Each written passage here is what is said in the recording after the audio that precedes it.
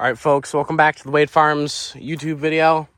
And today, we're going to be reviewing the Can-Am Outlander 650 XT and the Honda Rincon 680. These are two of probably the baddest machines made out there on the market.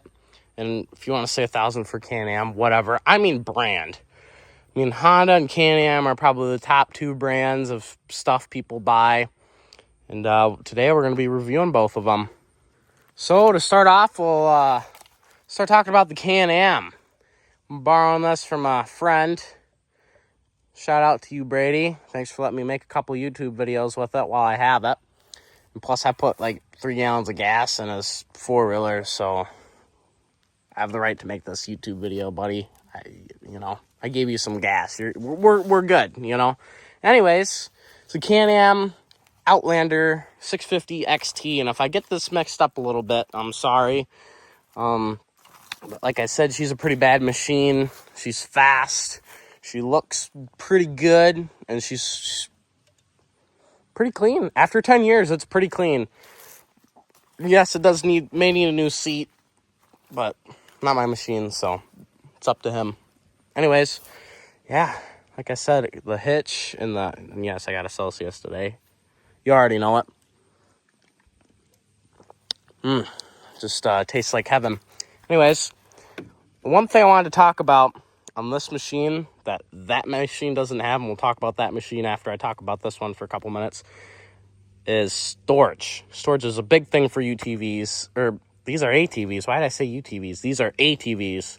It's a big thing for ATVs, and this has a lot of storage. He has a spare belt, because this is a belt machine, folks. And 4 spark plugs. Not my machine, so I don't know. A strap, I guess. But, I mean, that's deep and wide storage. And it looks like he has the tool thing for, changing something or another. That just snaps closed, and you just flip up like that. So that's how you open that. And like I said, with the XT, you get these pretty hard, good bumpers, and he has the stickers there. Get the hard, nice big metal bumpers, front and back.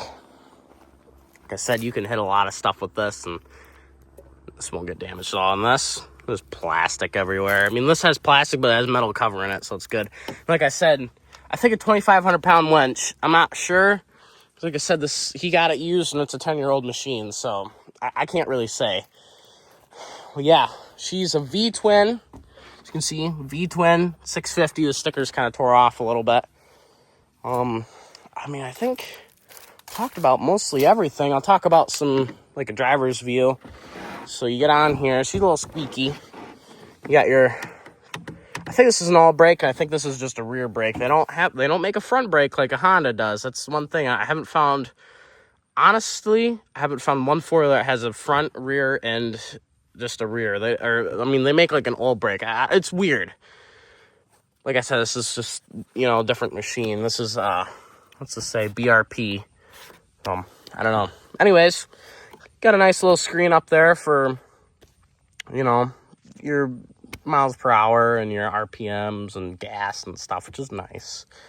You have your key over here. And the weird thing is this key, see how it says, I'll zoom you in a little bit. Let it focus. Come on. Maybe we'll zoom out so it'll focus. There we go. You have an off. You have an on with this, and that means lights. And you have an on with lights off. And I think that's weird because I feel like they could just put it right on the light switch, and a low, high, and an off. But I don't know. That's just how this machine is. You have your start button, your kill switch. And I figured out this is how you adjust your power steering. Because, yes, folks, this machine does have power steering. And, yes, it still does work after 10 years. I should be saying 9. I'm going to say 10. I'm going to call that 10, and that's 11 years old. Whatever. It's 10 years old. Close enough. Anyways, you have your 4-wheel drive over here. Nice throttle, thumb throttle, which honestly I think I liked a little more than Honda's. And I haven't found one machine that I did like, but I like the throttle on this. I also like kind of how you grab it. It's definitely different from a Honda, but I don't mind it. It feels pretty good. You have this nice protecting These are hand protectors or wind blockers, hand protectors. I don't really know what they are. I've seen them both ways, said both ways. I don't know. Yeah, I think that's about it. So we'll flip it on and we'll start her up. She runs pretty good. As you can see, she doesn't shake around too much. My cup's not, or my Celsius isn't moving around too much. So that's good. Like I said, you have your gear selector. You have a reverse, which is kind of a little sticky. You have a reverse. And see, you're supposed to put your foot on the brake to make it shift easier, but I don't know, it's still a little rough. Reverse, neutral, high, and a low. I think the machine needs a roll. There we go. Yeah, I don't think putting your foot on the brake's the trick. But yeah, and then like I said, a low for working and stuff, and I'll get you a better view there. Sorry, I was kind of just trying to figure out how to work this. Like I said, park, reverse, neutral, high, low. A little clanky, but it's 10 years old, so what do you expect? Got your button up here to mess around with your gauges and stuff, and I don't know if you can, how well you can see that, but this machine has almost 2,000 miles on it. It has a couple trips, so that may be why. 255 hours, and yeah, so that sums up this machine for the most part. I can't really think of too much more about this. I guess I'll give you like a front rack and a rear rack view, and I'll make sure to try to go through whatever I did on this machine, do it on that machine, then we're gonna take them on the road and drive them. So yeah, I guess we'll move on to the Honda now.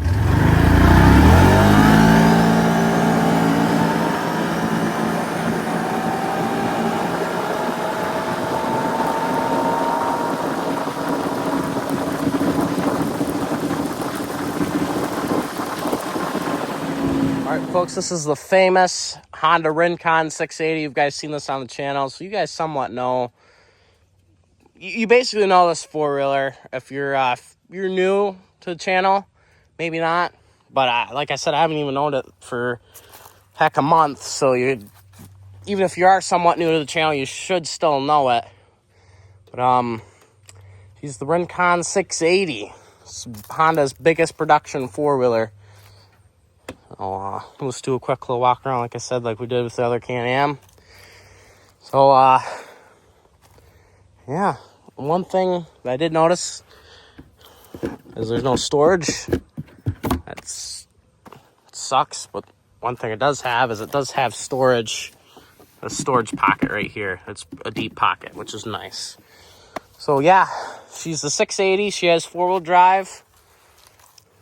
Nice wheels, tires. I need to get new tires on this machine. This one's mine. This one isn't, like I said. Like I said, she just has the two lights. They're halogens, but I ordered some bulbs, so I will have LED lights for this thing pretty soon. Like I said, the oil dipsticks on the side there, two rear lights. You don't have the big receiver, like you can put a big hitch in it. It's just the, drop a pin in and pull, but it is what it is. Whatever. I guess we'll hop on it. Like I said, I'll go a little quicker on this one because you guys already know this machine. I don't want this video to be 20 minutes long. I mean, probably be good for you guys. I don't know. But anyways, so most Hondas, when you think of Honda, you think manual. And in this case, it's not a manual, but it's still a shaft-driven. It's still shaft-driven, and it has a transmission. So this is your gear selector here. You put it up into drive, which it's drives a little clanky, but I mean, it's not as bad as the Can-Am. You can switch the, auto ESP there. Like I said, has 3 gears to choose from. So it's a 3-speed transmission. You have your neutral, reverse, like I said, pretty easy, simple. You have your kill switch here, your lights, start button, 4-wheel drive, your auto electric shift. Your keys right here, gas fill. You got all your screen, like I said, your throttles here too, like on every other four-wheeler. You have your screens here. I have 2,960 miles on this machine. You have 2 trips, and then the hours are here. You got your gas, your range, your speed, and your time. So that's this machine. And like I said, this deep storage pocket in there is pretty nice. And I do like the Honda's racks a little better than the Can-Am's. They just like it. I don't know. It looks like they just put plastic on plastic. I mean, this looks like this is kind of just, I think there's metal underneath, maybe. I don't know. No, it's just, I think the main frame of it's just steel, but I don't know. Well, this is just hard. I mean, that's hard steel, front and back. I mean, you can put some stuff on this, and I wouldn't worry about it bending or breaking or nothing. So we'll say it's one thing I like the Honda over this better. This thing might be faster, but like I said, in my opinion, I think this would last a lot longer. But yeah, this is the machine. Like I said, 3-speed. She's a 680. Heck, I don't think I have too much more to say about it. So we can take this thing for a spin down the road, and we'll be back.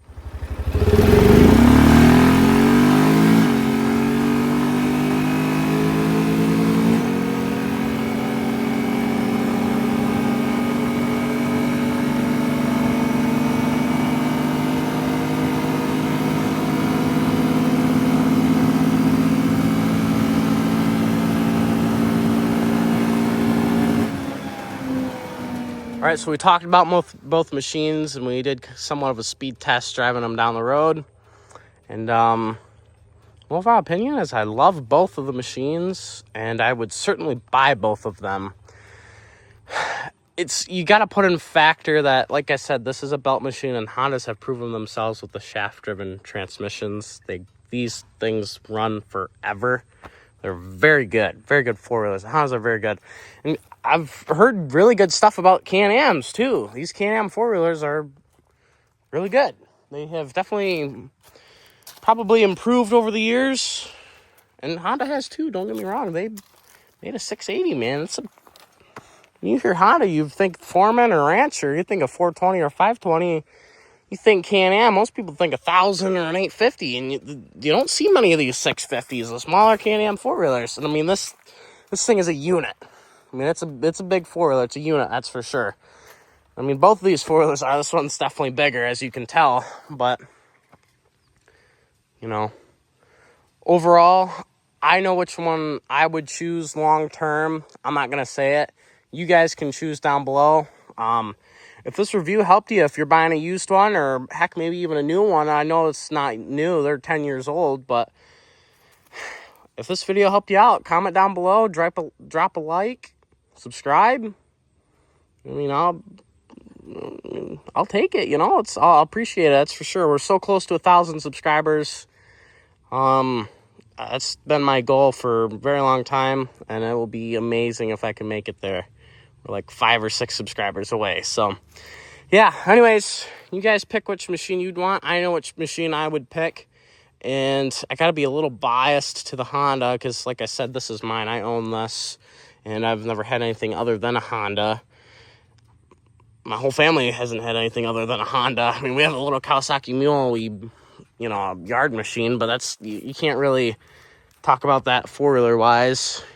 And, I don't know, man. I think, like I said, I always keep this Honda Rincon. I'll hold on to it forever. And I think my next four-wheeler would be a Can-Am. But if I had to choose now out of these two machines which one to keep, I know which one I'd pick. And like I said, drop your comment down below which one you would pick. I'm not going to say. I'm going to let you guys decide which one you like better. Anyways, hope you guys enjoyed. If you did, make sure you guys like, subscribe, with the bell, post notifications. And we'll catch you guys next time. Wade Farms.